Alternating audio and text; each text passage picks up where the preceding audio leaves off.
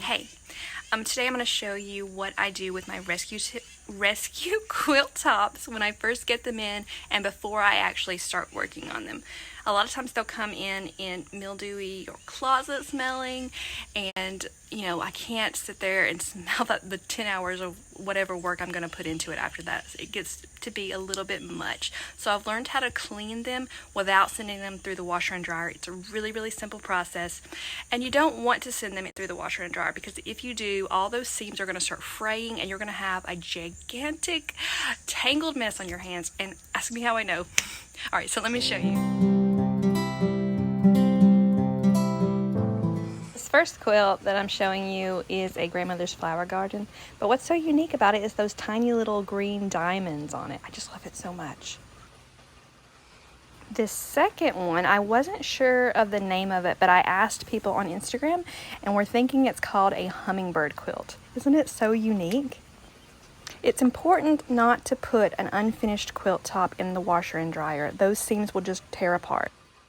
This is really, really simple. You want to fill up your tub maybe halfway with warm water. Add in whatever laundry detergent you normally use.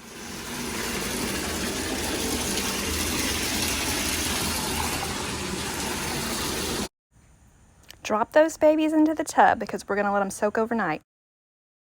Make sure that they are submerged in the water and spread the soap around a little bit. All right, these two have sat overnight and look at that dirty water. Oh my goodness, it's so dirty.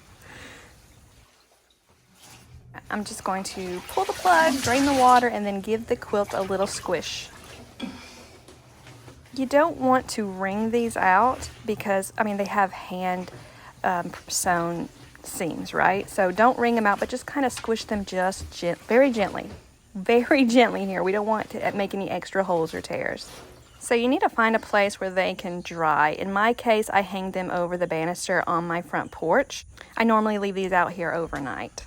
When they are dry, I will give them, I'll give them a good iron or press, and then it's time to work on them. This won't completely eliminate that mildewy smell, but it should help.